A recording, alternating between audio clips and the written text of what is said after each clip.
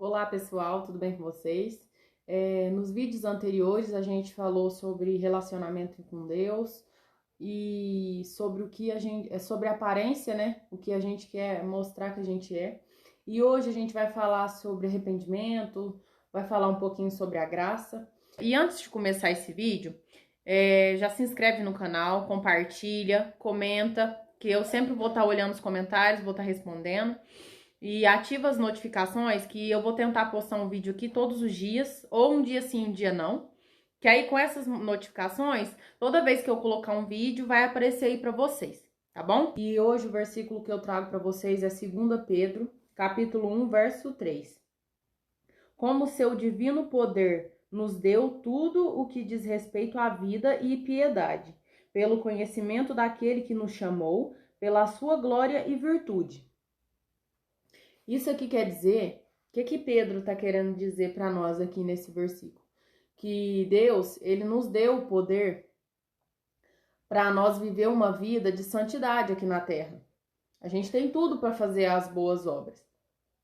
E aí vamos diferenciar. A graça é imerecida. A graça é um dom, um favor de Deus, o qual nós não merecíamos, o qual a gente não pode comprar. Então, a nossa salvação aqui que nos vai levar ao céu é unicamente pelo sacrifício de Jesus Cristo. A morte de Jesus Cristo, o sepultamento e a ressurreição dele, é isso que nos garante a vida eterna, é isso que nos garante a salvação. Só que tem uma separação, porque tem a graça, que é para a vida eterna, e Deus nos capacitou também para viver uma vida aqui na terra. Tanto é que ele garante através da sua palavra. E a gente vai falar um pouco sobre isso hoje, sobre uma vida em Deus, porque a salvação ela não se trata só de um livramento do inferno, de uma salvação de você ir para o céu, que já seria suficiente, já é mais do que perfeito. Mas Deus ele nos quer dar uma salvação completa. Então, hoje a gente vai falar dessa salvação completa. Gente, como eu já tinha falado, Deus ele nos ama incondicionalmente. Não tem nada que é capaz de fazer ele nos amar menos. E o seu perdão é inesgotável. Ele não tem limite de perdão. Tanto que quando Pedro questionou Jesus sobre o perdão, se ele tinha que perdoar o seu irmão até 7 vezes, Jesus falou para ele que não só 7 vezes, mas 70 vezes 7 a gente deveria perdoar. Então, o que a gente entende com isso? O perdão de Deus é inesgotável. Se irmos para ele com arrependimento, com o coração quebrantado, ele é fiel e justo para perdoar nossos pecados e nos perdoar de toda injustiça. Só que tem diferença entre os arrependimentos. Tem 2 tipos de arrependimentos, o genuíno e o hipócrita. E aqui em Coríntios, eu estava estudando ainda esses dias, tem um versículo aqui que a gente vai ser muito importante a gente passar por ele durante esse vídeo. É no 2 Coríntios, capítulo 7, verso 10. Porque a tristeza, segundo Deus, opera arrependimento para a salvação, da qual ninguém se arrepende, mas a tristeza do mundo produz a morte. E qual que é a diferença desses 2 tipos de arrependimento? Geralmente, a pessoa que não arrepende genuinamente, que de fato não se arrependeu, na verdade, ela teve apenas um remorso. E remorso, ele não traz mudança de vida. O que traz mudança de vida e de mente é o arrependimento genuíno e não remorso. Porque o que acontece? Geralmente a pessoa que tem apenas um remorso, na verdade ela tá mais preocupada com o que vão pensar ou a impressão que vai passar, ela tá mais preocupada com a sua reputação, com as perdas que ela vai ter, mas aquele arrependimento de fato em Deus, por ter magoado a pessoa de Deus, não teve. E geralmente quando você não tem esse arrependimento, você não tem uma mudança de vida. Você até pode não praticar mais certas iniquidades. Só que vai passar o tempo, você vai fazer de novo. Porque você não teve um arrependimento genuíno e aquela palavra não entrou dentro de você. E o que acontece quando geralmente a pessoa ela tem só esse remorso? ela usa da graça para pecar deliberadamente. A graça, ela nos dá liberdade, mas ela não nos dá direito de usar dessa liberdade para a gente pecar a hora que a gente quer, para a gente fazer o que a gente deseja. Porque, na verdade, Deus deu essa liberdade para nós para vivermos nele. E uma pessoa que vive pecando deliberadamente, sem autocontrole, é questionável se ela é salva ou não. Porque um salvo de verdade, ele não quer pecar. A tristeza, às vezes acontece de pecar, mas isso gera uma tristeza. E ela nunca faria de novo, nunca pensaria em fazer de novo, pelo único fato de que quem é salvo ama a Deus acima de todas as coisas. E por ter esse amor tão grande por ele, não passaria nem a ideia de pecar. Porque o salvo, nós que somos salvos, sabemos que quando a gente peca contra alguém ou contra o nosso corpo, antes da gente fazer isso com alguma pessoa ou com o nosso corpo, a gente faz isso com ele. É como se a gente pegasse Jesus e crucificasse ele de novo. Como se colocássemos ele lá na cruz e como se ele estivesse passando pelo sofrimento mais uma vez. A diferença entre a pessoa que se arrependeu de verdade, a que teve o arrependimento genuíno em Deus, é aquela que sangra por dentro, que só a ideia de saber que gerou em Jesus Cristo uma tristeza pelo ato que cometeu, já traz nela uma mudança de vida e de mente. Ela já não consegue mais ser a mesma pessoa. E por que acontece de, às vezes, dentro da igreja acontecer essas coisas? Muitas pessoas, de fato, nem são convertidas. Pessoas que vão na igreja, fazem toda uma cartilha todo dia de ir para o culto, vai, como se diz, como se fosse uma rotina. Vai para o culto, volta para casa, trabalha. Vai para o culto, volta para casa, trabalha. Um dia sim, um dia não. E vai. Em casa não tem uma vida de oração. Em casa não pega a Bíblia para ler. E quando lê de qualquer jeito, não estuda. Não procura se aprofundar em cada versículo, em cada capítulo que lê. Tem gente que muitas vezes ora.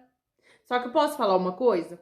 Não adianta. Tem mulheres de oração. Eu vou falar de mulheres porque eu sou mulher. Mulheres e homens de oração que pode passar 5 horas de joelho no chão.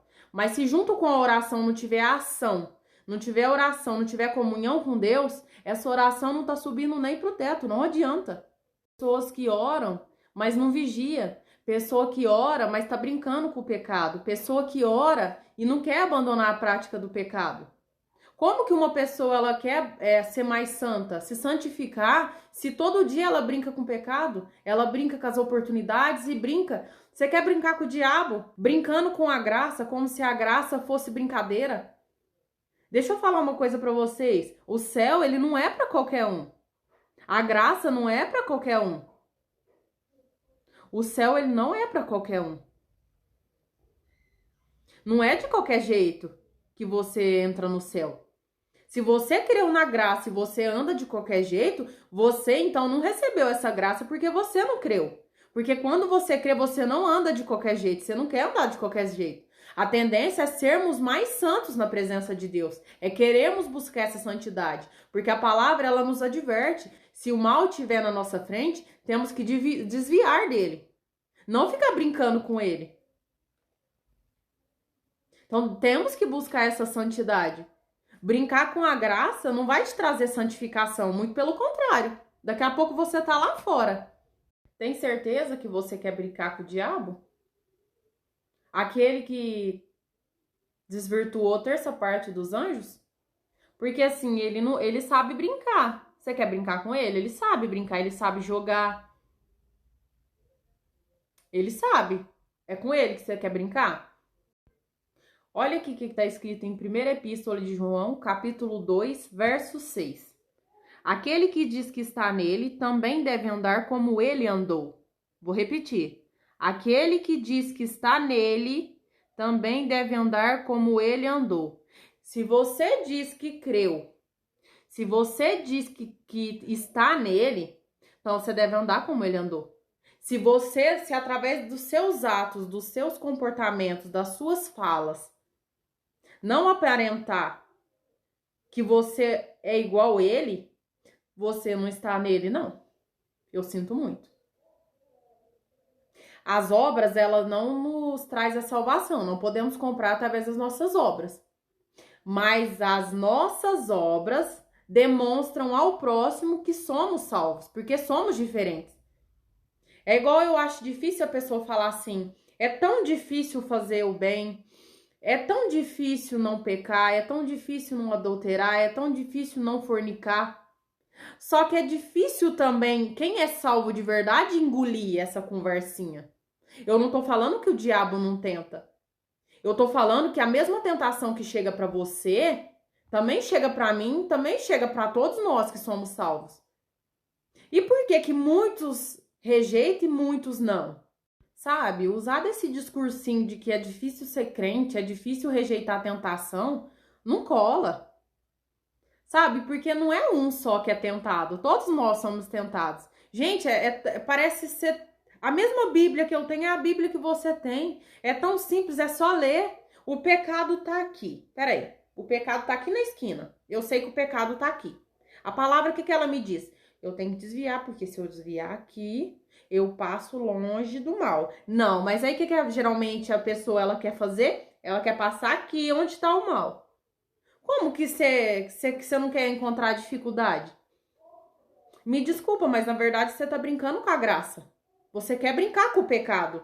E quando você quer brincar com o pecado, o diabo ele sabe brincar. Você quer brincar com ele? Você prefere ouvir a versão do diabo do que os comandos de Deus? Deus manda desviar. Você não quer desviar, você quer passar e você quer enfrentar. Porque, como se diz, eu tô no controle. Eu sei o que eu tô fazendo. Então, continua. Na hora que cair no mal, na hora que o diabo chegar a usar de você para fazer o mal para alguém ou o mal com o seu próprio corpo, aí não vai falar que a culpa é do diabo. Porque o diabo, ele tenta a todos. Você cai porque você não obedece a Deus. Simples. Olha aqui em Tessalonicenses, capítulo 2. E por isso Deus lhe enviará a operação do erro, para que creiam na mentira, para que sejam julgados todos que não creram na verdade, mas antes tiveram prazer na iniquidade. Sabe? Tem coisa que não, de fato é difícil de engolir. Às vezes a gente pode ser parecer até um pouco dura, mas essa é a realidade. Tem coisa que a gente faz porque a gente quer. Aí culpar o diabo ou culpar alguém por uma escolha que você fez é difícil. Porque a gente sabe, na verdade, como que acontece, né? Porque geralmente o diabo ele já não é criativo, ele usa das mesmas artimanhas, as mesmas coisas, ele sempre faz as mesmas coisas. Sabe? A pessoa que cai é uma pessoa que não orou e que não vigiou. E se orou, não fez por onde. Sabe? É difícil falar, eu orava e às vezes aconteceu. Não é que aconteceu. Você veio alimentando esse pecado até chegar ao ponto de cair. Nada vem, o diabo ele não vem assustando ninguém. Ele vem aos poucos, sabe? As maiores aberturas que ele tem é usar não tem importância. Eu não tô fazendo nada. Ah, não tem nada demais. O diabo ama o nada demais. A palavra de Deus, ela nos fala que a gente deve ser digno de Deus. Não é digno de homem, não é digno de igreja, é digno de Deus. Sabe? E a palavra, ela nos capacita para andar como ele andou. Sabe? Por isso que é muito comum pessoas começar a praticar iniquidade, coisas de antes da sua conversão, de antes da salvação. Porque as pessoas veem a graça somente como perdão e livramento do inferno.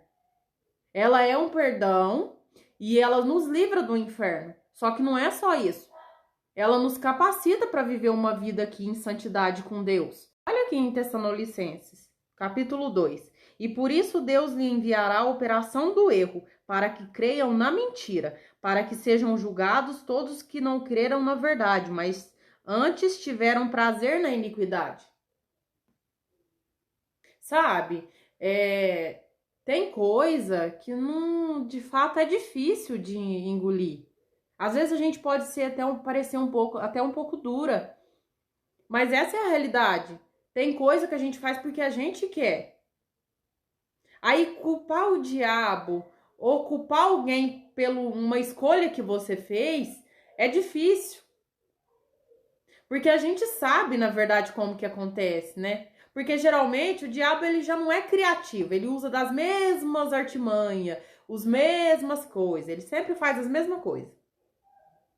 Sabe? A pessoa que cai é uma pessoa que não orou e que não vigiou. E se orou, não fez por onde.